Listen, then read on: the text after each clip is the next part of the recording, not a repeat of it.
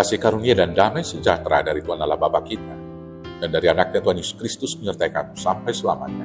Amin. Selamat pagi saudaraku, mari kita muliakan Tuhan dengan semua aktivitas yang baik hari ini dipandu firman-Nya dari Yesaya 55 ayat 5. Saya akan bacakan mulai dari ayat 1. Yesaya 55 ayat 1 sampai dengan ayat 5. Demikian firman Tuhan. Ayo hai semua orang yang haus, marilah dan minumlah air. Dan hai orang yang tidak mempunyai uang, marilah, terimalah gandum tanpa uang pembeli, dan makanlah juga anggur dan susu tanpa bayaran. Mengapakah kamu belanjakan uang untuk sesuatu yang bukan roti, dan upah jerih payahmu untuk sesuatu yang tidak mengenyangkan? Dengarkanlah aku, maka kamu akan memakan yang baik, dan kamu akan menikmati sajian yang paling lezat. Sendengkanlah telingamu, dan datanglah kepadaku. Dengarkanlah, maka kamu akan hidup. Aku hendak mengikat perjanjian abadi dengan kamu, menurut kasih setia yang teguh, yang kujanjikan kepada Daud. Sesungguhnya, aku telah menetapkan dia menjadi saksi bagi bangsa-bangsa, menjadi seorang raja dan pemerintah bagi suku-suku bangsa. Sesungguhnya, engkau akan memanggil bangsa yang tidak kau kenal, dan bangsa yang tidak mengenal engkau akan berlari kepadamu, oleh karena Tuhan Allahmu, dan karena Yang Maha Kudus Allah Israel yang mengagungkan engkau. Demikianlah firman Tuhan. Bapak Ibu Saudaraku yang terkasih dalam Yesus Kristus, setiap orang menginginkan hidup yang bersukacita dan berkelimpahan. Tetapi tidak semua orang mendapatkannya karena salah memilih jalan untuk memperolehnya, yaitu dengan menurutkan keinginan dan pikirannya sendiri. Banyak orang beranggapan hidup berkelimpahan akan diperolehnya dengan kekayaan dan kekuasaan. Kenyataannya, tidak semua orang bisa menjadi kaya dan berkuasa. Ada orang yang berusaha untuk memperoleh kekayaan dan kekuasaan dengan jalan pintas, yaitu melalui cara korupsi, mencuri, mengikut kiri kanan, menjilat yang di atas, bahkan bila perlu menginjak yang di bawah. Jalan pintas ini tidak akan pernah mengantarkan seseorang sampai kepada keinginan dan tujuannya, yaitu hidup bersukacita dan berkelimpahan dimaksud tadi. Sebaliknya, akan menjatuhkannya ke dalam kubangan dosa dan penderitaan. Hidupnya akan terbuang dari komunitasnya, dan terutama dari hadapan Allah.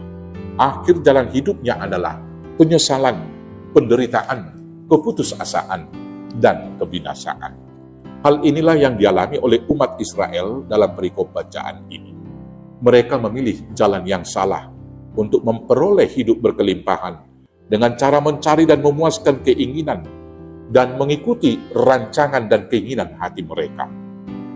Mereka tidak selalu mencari Tuhan dan tidak setia kepadanya. Akibatnya, bukan sukacita yang mereka peroleh, tetapi penderitaan dan keputusasaan, karena mereka dibuang ke Babel. Perasaan mereka hancur tanpa harapan dan mengalami degradasi iman. Mereka tidak percaya lagi bahwa Tuhan akan berkuasa melepaskan mereka dari perbudakan. Di tengah penderitaan serta gelapnya masa depan hidup umat Israel tersebut, Nabi Yesaya menyampaikan kabar sukacita. Umat Israel diundang untuk datang kembali kepada Tuhan, karena hanya di dalam Tuhan saja ada hidup yang berkelimpahan. Tuhan memanggil mereka kembali untuk memperbaharui janji yang telah diikatnya dengan Daud. Isi perjanjian tersebut adalah mereka harus menjadi saksi Tuhan kepada seluruh bangsa-bangsa dan memanggil semua bangsa untuk menyembah Tuhan. Dapat kita baca itu dalam ayat 4 sampai dengan ayat 5. Bapak Ibu Saudaraku yang terkasih dalam Yesus Kristus, apakah saudara mencari hidup dan berusaha untuk bersukacita berkelimpahan?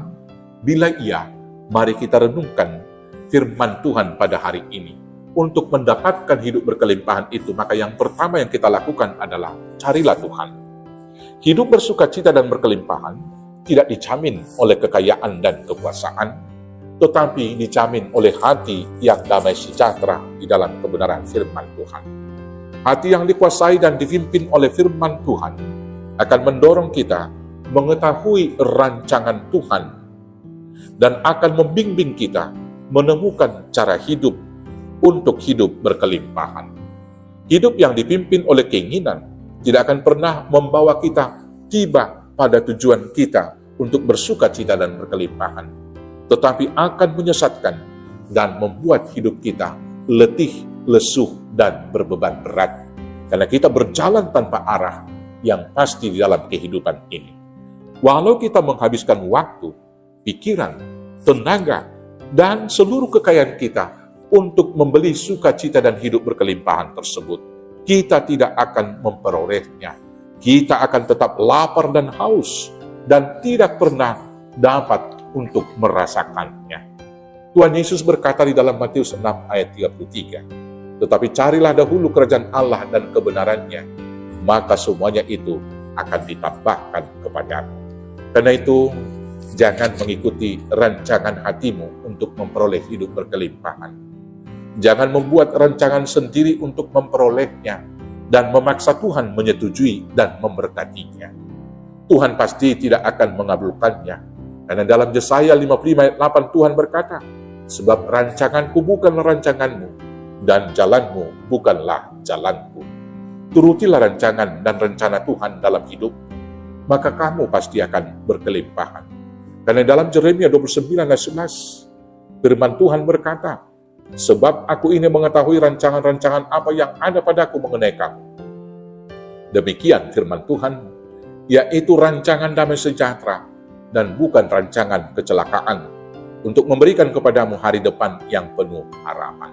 Karena itu, carilah Tuhan selama Ia berkenan ditemui, berserulah kepadanya selama Ia dekat, supaya kamu memperoleh hati yang damai sejahtera dan hidupmu berkelimpahan dengan sukacita. Yang kedua, untuk memperoleh hidup sukacita dan berkelimpahan, jadilah saksi dan berkat bagi dunia. Tuhan memanggil dan memberkati kita untuk menjadi saksi dan berkat bagi seluruh dunia. Itulah perjanjian yang diikat oleh Allah dengan seluruh umat percaya. Perjanjian ini bisa saja dilupakan ketika hidup kita berkelimpahan dengan sukacita dan kekayaan. Karena itu kita harus senantiasa membuka telinga untuk mendengarkan firman Tuhan, supaya tetap mengingat tugas panggilan dan tanggung jawab kita. Dalam hal hidup berkelimpahan, kita harus setia memuji Tuhan dengan mengucap syukur kepadanya, dengan cara hidup berguna bagi orang lain dan seluruh ciptaan. Kekayaan dan kekuasaan yang kita terima dari Tuhan harus kita pakai untuk menolong sesama. Dengan cara hidup yang baik dan teguh beriman kepada Tuhan, kita akan memanggil semua bangsa ikut menyembah dan memuliakan Tuhan, seperti firman yang dikatakan oleh Petrus dalam 1 Petrus 2 ayat 12 yang berkata, "Milikilah cara hidup yang baik di tengah-tengah bangsa bukan Yahudi, supaya apabila mereka menfitnah kamu sebagai orang durjana, mereka dapat melihatnya dari perbuatan-perbuatanmu yang baik dan memuliakan Allah pada hari Ia melawat mereka." Bapak, Ibu, Saudaraku yang terkasih dalam Yesus Kristus, hidup berkelimpahan hanya dapat kita temukan di dalam Yesus. Datanglah kepadanya dan ingatlah firman Tuhan Yesus yang dikatakan di dalam Matius 11 ayat 28. "Marilah kepadaku semua yang letih lesu dan berbeban berat, aku akan memberikan kelegaan kepadamu." Selanjutnya, pergilah menjadi saksinya ke dunia ini untuk memanggil seluruh manusia supaya ikut menyembah dan memuliakan namanya. Selamat hidup berkelimpahan di dalam Tuhan. Selamat menjadi saksi. Tuhan Yesus memberkati. Amin. Kita bersatu dalam doa. Terima kasih Bapa yang baik, hari ini kami diingatkan, hanya di dalam Tuhan saja hati kami teguh, berkelimpahan dengan sukacita dan kebahagiaan. Maka jangan biarkan kami tersesat dalam pengembaraan hidup di dunia. Bimbinglah kami dengan Roh Kudus-Mu, menemukan kebahagiaan dan sukacita itu hanya di dalam Tuhan. Dan dari kelimpahan itu, kami mau diutus menjadi saksi-Mu ke tengah dunia. Kiranya Tuhan teguhkan, mampukan kami melakukannya. Hanya dengan pertolongan Yesus Kristus, Tuhan Juru Selamat kami yang hidup. Amin.